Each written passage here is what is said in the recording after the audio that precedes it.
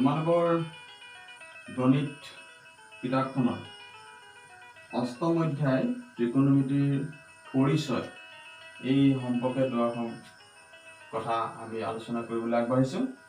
ত্ৰিকোণমিতি এই চেপ্টাৰটো তোমালোকে চাবা। ত্ৰিকোণমিতি এই শব্দটোৰ অৰ্থ সম্পৰ্কে আমি জানিব লাগিব। ইয়াত ত্ৰিকোণমিতি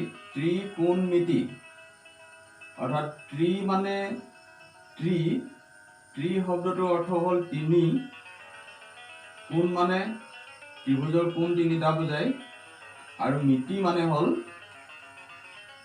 মানে হ'ল জোখমাখ। ইংৰাজী শব্দটো তেনেকে ট্ৰাইগনমেট্ৰি, ট্ৰাই মানে তিনি, গণ মানে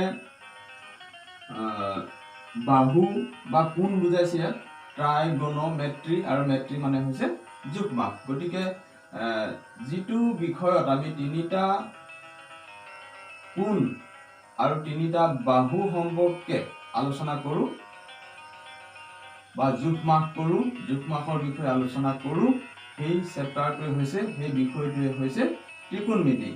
এতিয়া আচলতে ত্ৰিকোণমিতি হ'ল ত্ৰিভুজৰ কোণ আৰু বাহু সম্পৰ্কে আলোচনা কৰা এটা বিষয়। ত্ৰিভুজৰ কোণ আৰু বাহু এই দুটা বিষয়ে আলোচনা কৰা এটা বিষয়। আৰু এই বিষয়টোত বিভিন্ন ধৰণে আমাৰ বৰ্তমান পৃথিৱীখনৰ লগত জড়িত বিভিন্ন বিষয়সমূহ আলোচনা কৰোঁতে এই ত্ৰিকোণমিতি সহায় লোৱা হয়। বিশেষকৈ ইঞ্জিনিয়াৰিং বা ভৌতিক পদাৰ্থ বিজ্ঞান এনেকুৱা ধৰণৰ বিষয়বোৰ আলোচনা কৰোঁতে এই ত্ৰিকোণমিতিৰ সহায় লোৱা হয়। এতিয়া এই আমি আলোচনা কৰিবলৈ লোৱা এই তোমালোকৰ পাঠটোত বিশেষকৈ সমকোণী ত্ৰিভুজৰ বাহু আৰু কোণবিলাকৰ মাজৰ সম্পৰ্ক আমি আলোচনা কৰিম। তোমালোকে চাই যাবা, মই এটা সমকোণী ত্ৰিভুজ আঁকি লৈছোঁ। এই সমকোণী ত্ৰিভুজটোৰ নাম মই ABC দিছোঁ। এই সমকোণী ত্ৰিভুজটোৰ কোণবিলাক আৰু বাহুবিলাকৰ মাজত যিটো সম্পৰ্ক, এই সম্পৰ্ক আলোচনা কৰিবলৈ আমি ত্ৰিকোণমিতি ব্যৱহাৰ কৰোঁ। আৰু এটা সমকোণী ত্ৰিভুজত বাহুবিলাকৰ নাম থাকে, তোমালোকে জানা। এইডাল মাটিৰ ফালে যিডাল থাকে এডাল ভূমি বুলি কয়, আৰু মাটিৰ পৰা ওপৰলৈ থকাডাল লম্ব হয়। আৰু ভূমি আৰু লম্বৰ মাজত যিটো কোণ, সেই কোণটো সদায় 90 ডিগ্ৰী হ'ব লাগিব সমকোণী ত্ৰিভুজত। আৰু তাৰ বিপৰীতে থকা বাহুডাল হ'ল অতিভুজ। এতিয়া এই অতিভুজ, লম্ব আৰু ভূমি এই তিনিটাৰ মাজত আমি কেইটামান অনুপাত পাম, আৰু সেই অনুপাতকেইটাৰ বেলেগ বেলেগ নাম আছে। সেই নামবিলাক মই কৈ যাম, তোমালোকে চাই যাবা। আৰু এটা কথা ঠিক, আমি ইংৰাজী আখৰ কেইটামান ব্যৱহাৰ কৰিলে বেছি ভাল হ'ব। অতিভুজৰ কাৰণে H আখৰটো ব্যৱহাৰ কৰিম, আৰু H আখৰটো আহিব তোমাৰ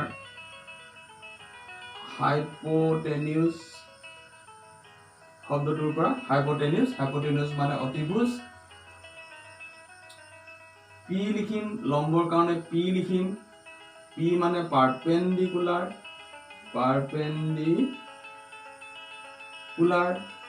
আৰু ভূমিৰ কাৰণে আমি B আখৰটো লিখিম। B মানে হ'ল বেছ,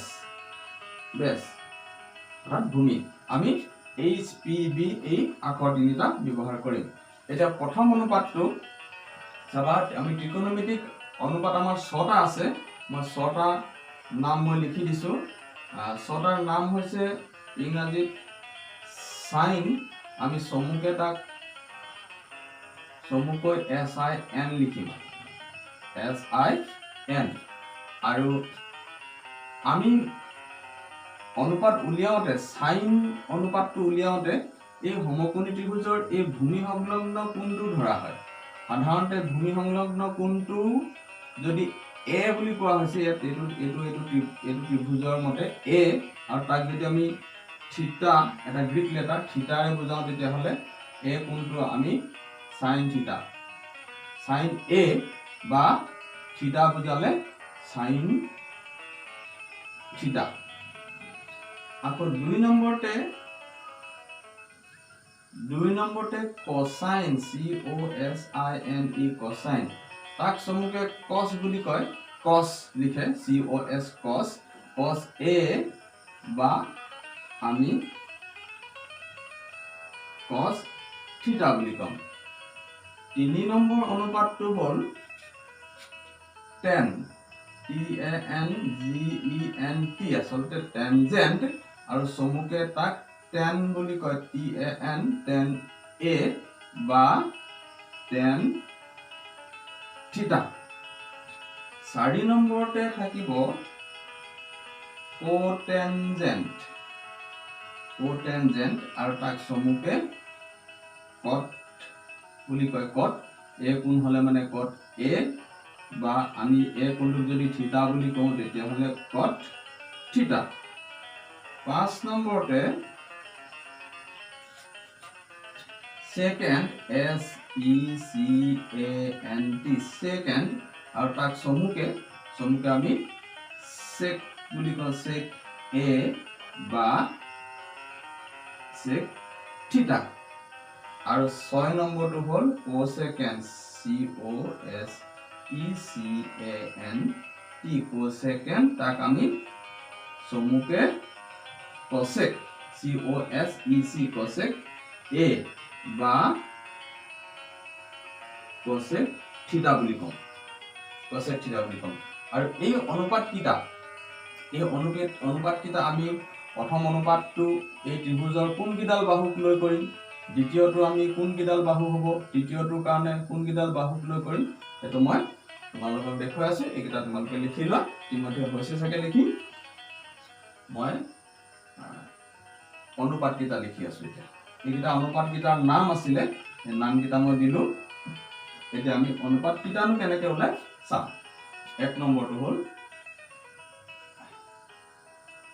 সাইন, মই থিটা বুলি লৈছো, সাইন থিটা। এই সাইন থিটা, এই ভূমি সংলগ্ন কোণটো সাধাৰণতে লোৱা হয় সাইন থিটা। সাইন থিটা উলিয়াবলৈ যাওঁতে আমি P/H, অৰ্থাৎ অতিভুজটো তল থাকিব, লম্ব বাই অতিভুজ। P মানে হ'ল লম্ব পাৰপেণ্ডিকুলাৰ, H মানে হ'ল অতিভুজ, P/H এৰে বুজায়, P/H এৰে। মই অসমীয়াটো ইয়াতে লিখি যাবলৈ পাৰি, লিখি যাব লম্ব আৰু তলত হ'লগে অতিভুজ। 2 নম্বৰটো কস থিটা। কস থিটাটো হ'ল অনুপাতটো B/H, অৰ্থাৎ ভূমি বাই অতিভুজ। 3 নম্বৰতে tan থিটা। tan থিটাটো হ'ল P/B, অৰ্থাৎ লম্ব বাই ভূমি। এটা কথা মন কৰিবা, এই তিনিটা কোণৰ অনুপাত, এই তিনিটা ত্ৰিকোণমিতিক কোণৰ অনুপাত যদি আমি জানো তেতিয়া বাকি তিনিটা ওলাব। এতিয়া 4 নম্বৰটো চাবা। 4 নম্বৰটো হ'ল কট থিটা। কট থিটাটো আমি tan থিটাক উল্টাকে লিখিলে আমি কট থিটা পাম B/P, অৰ্থাৎ ভূমি বাই লম্ব। 5 নম্বৰটো হ'ল sec থিটা, আৰু sec থিটাটো আমি H/B ৰে বুজাও, অৰ্থাৎ অতিভুজ বাই ভূমি। আৰু শেষত 6 নম্বৰ ত্ৰিকোণমিতিক অনুপাতটো হ'ল cosec, COSEC, cosec থিটা, তাক আমি H/P ৰে বুজাও, অৰ্থাৎ অতিভুজ বাই লম্ব। গতিকে সাইন থিটাটো হ'ল P/H, লম্ব বাই ভূমি। কস থিটাটো হ'ল B/H, ভূমি বাই অতিভুজ। tan থিটা হ'ল P/B, লম্ব বাই ভূমি। cot theta hall b by p ভূমি by লম্ব sec theta h by b অতিভুজ by ভূমি cosec theta h by p অতিভুজ by লম্ব এই HPB এই আখৰকেইটাই এইটো হাইপোটেনিয়াছ পাৰপেন্ডিকুলাৰ আৰু বেছ বুজাইছে গতিকে আমি এই ধৰণে আমি ত্ৰিকোণমিতিক 6টা কোণৰ অনুপাত পাম এই 6টা আমি মনত ৰাখিব লাগিব মনত ৰখা কিছুমান পদ্ধতিও আছে এই পদ্ধতিবিলাক তোমালোকে অধ্যয়ন কৰিবা পাবা বিভিন্ন ঠাইত বেলেগ বেলেগ ধৰণেৰে গতিকে মই প্ৰথমে এই অনুপাত 6টাকে তোমালোকক দিলো এই অনুপাত 6টাৰ সহায়ত আমি অতিভুজ লম্ব দিয়া থাকিলে ভূমি উলিয়াব লাগিব বা তাত কোণৰ মানটো দি থব পাৰে তেতিয়াও আমি ইহঁতৰ মাজৰ সম্পৰ্কবিলাক আলোচনা কৰিব লাগিব উলিয়াব লাগিব গতিকে সদ্যহতে তোমালোকে এই কোণানুপাতকেইটা মনত ৰাখিবা এই কোণানুপাতকেইটা মনত ৰখাৰ পিছত আমি পিছৰ অধ্যায়টো পিছৰ অনুশীলনীটোত আমি এই সম্পৰ্কে এই কোণানুপাতকেইটানো ক'ত ব্যৱহাৰ কৰা হয় বা কেনেদৰে ব্যৱহাৰ কৰি এইকেইটা অংক কৰা হয় তাক মই দেখুৱাম আজি এইকেইটাকে তোমালোকে